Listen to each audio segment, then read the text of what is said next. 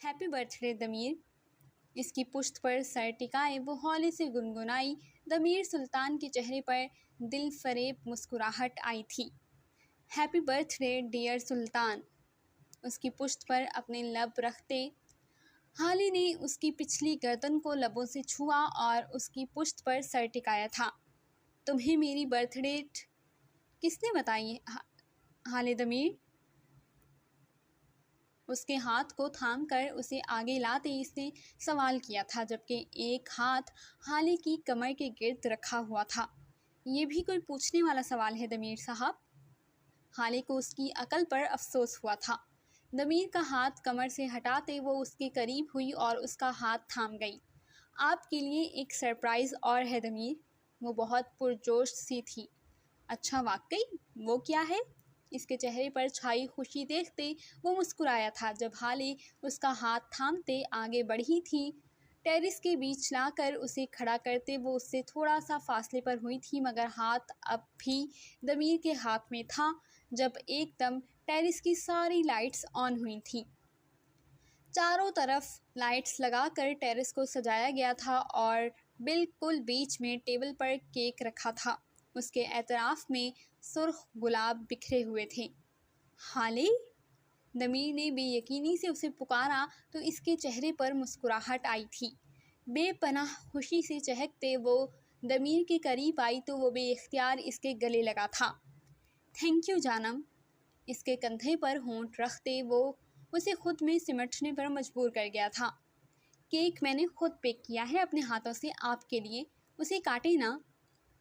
Damir की कुर्बत से घबराती वो आहिस्ता से बोली तो दमीर ने उसे अपनी गिरफ्त से आज़ाद किया था और उसका हाथ थामे टेबल तक आया था। उसका हाथ थामे दमीर ने केक काटा और फिर सबसे पहले उसे केक खिलाया। मैं भी खिलाऊंगी, वो केक की तरफ हाथ बढ़ाते हुए बोली। मैं खुद खा लूँगा। उसकी बात पर मायनी खेजी से कहता वो इसके लबों पर केक लगाता। अचानक ही इसके चेहरे पर झुकते इसके होंठों को अपनी गिरफ्त में ले गया। वो इस पर झुका इसकी सांसें पी रहा था। वो पीछे हटना भूल गया था। इसके लम्स पर लम्हा लम्हा पिघलती हाले की सांसें रुकने लगी तो पीछे हटा था। मेरा गिफ्ट? इसके खूबसूरत और सुर्ख चेहरे को देखते वो दिलकशी से मुस्कुराया था और हाले जो आज के दिन उसे अपना आप सौंपना चाहती थी, लम्हे को सोच में पड़ गई। लेकिन एक ना एक दिन तो ये होना ही था। कुछ सोचते इसने दमीर का गिरेबान थामा था। Thank you so much Damir, मेरा इंतज़ार करने के लिए। उसकी ठोड़ी पर लब रखते वो इसे साकत कर गई थी। आपकी आंखें बहुत खूबसूरत हैं। पंजों के बल ऊपर को उठते इसने दमीर की आंखों को अपने लम्स से महकाया था। दमीर ने उसकी कमर थाम कर उसे सहारा दिया था, जो अब इसके गाल पर लब रखती इसे पागल कर रही थी। हाले अभी तुम्हारी बर्थडे। अभी वो बात मुकम्मल भी नहीं कर पाया था जब उसके लबों पर उंगली रखते वो इसे चुप करवा गई थी।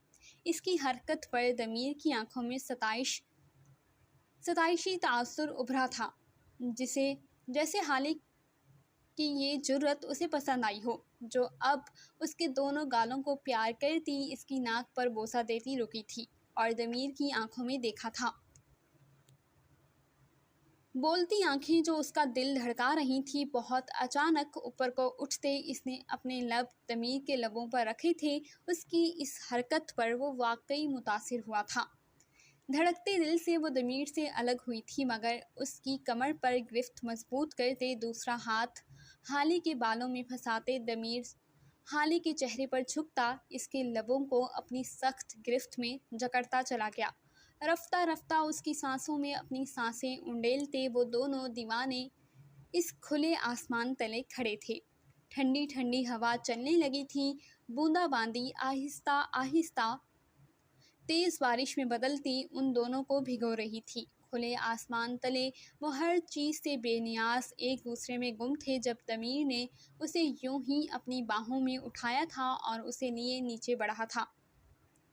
दमीर के इस तरह अचानक उसे बाहों में उठाने पर खौफ से वो दमीर के सीने में चेहरा छुपाते उसकी गर्दन के गिर्द बाजू मजबूती से बांध गई थी। ठंड से उसका वजूद कपकपाने लगा था। बारिश ने उन दोनों को भिगो दिया था। उसमें मदहोश वो उसे इसी हालत में लिए कमरे में दाखिल हुआ था और अंदर आते ही दमीर ने पैर की ठोकर से दरवाज़ा बंद किया था। कमरे में गुलाबों की मदहोश कुन खुशबू फैली हुई थी जो माहौल को मज़ीद रोमानवी बना रही थी। जनाब ने कोई रास्ता नहीं छोड़ा मुझे बख्शने का, शरारत से कहते वो इसे शर्माने पर मजबूर कर गया था। तभी उसकी गर्दन में मुँह छुपाते हाली ने अपने कपकपाते लब दमीर की गर्दन पर रखे थे, जिस पर वो दिल खोल कर मुस्कुराया था। उसे बेड पर लेटाते वो इसके पास लेटा था और झुककर हाली के माथे पर लब रखे थे। मुझे बहुत सर्दी लग रही है, खिड़की बंद कर दें?